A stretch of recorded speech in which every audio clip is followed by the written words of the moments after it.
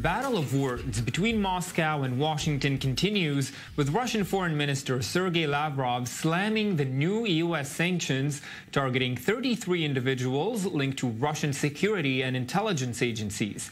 The Trump administration had accused the Kremlin of malign activities abroad. Lavrov responded today saying the sanctions are a sign of the dollar crisis and a decline of confidence across the U.S. This round of American sanctions also hit a Chinese military agency for buying arms from blacklisted Russian firms, sparking backlash from Beijing. Let's take a listen.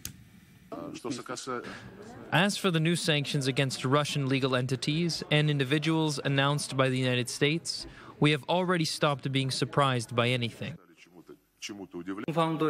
China expresses strong indignation towards the above-mentioned unreasonable practice of the U.S. and has lodged a solemn representation. The U.S. practice has severely violated the norms of international relations and seriously damaged the relations between the two countries and the militaries. Well, let's go now and speak with Brian O'Toole, a non-resident senior fellow at the Atlantic Council, and he speaks to us from Raleigh, North Carolina. And Brian, I know you have experience in the past administrations helping set up sanctions against foreign states, including Russia. In your opinion, this current round of sanctions, how justified and how effective do you think they'll be?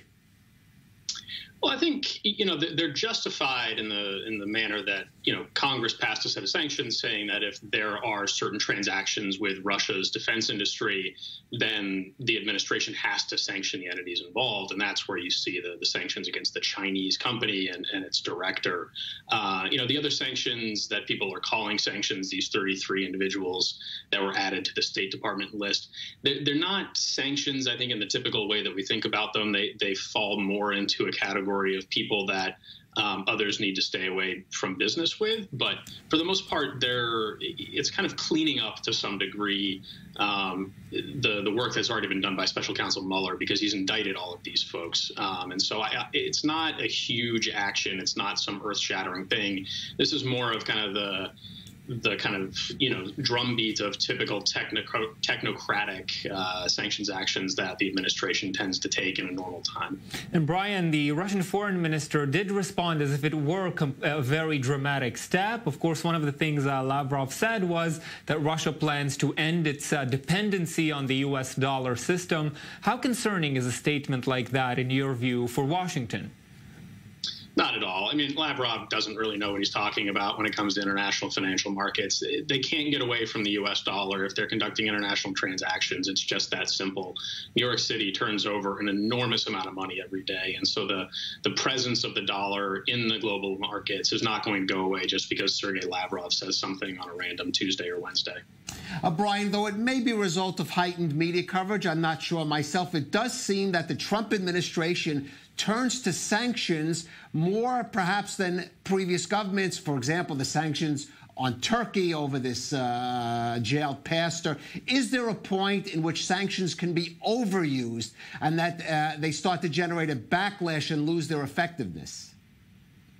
I think they can certainly be overused, and I think there's a reasonable argument to be made against this administration that they're kind of overusing them without the requisite policy execution on the back end, right? Remember, sanctions are a tool of policy. Sanctions are not a policy in and of themselves.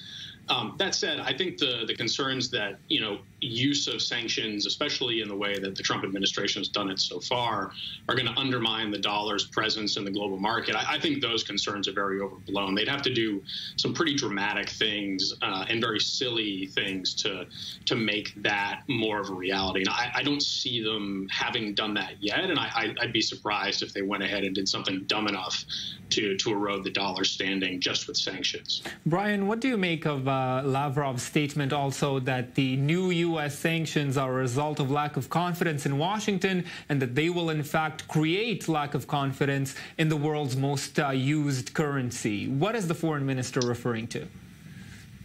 I don't know that it's lack of confidence so much necessarily. I mean, this administration is not lacking for confidence typically. I think it's more of a lack of coherent public policy declarations, right? I think they have an internal policy that the administration follows But they've been very cautious about publicly proclaiming kind of a nuanced, drawn-out, long-term policy strategy on just about anything in the foreign policy realm, I think largely out of fear that the president would contradict them via tweet or undermine them somehow that way.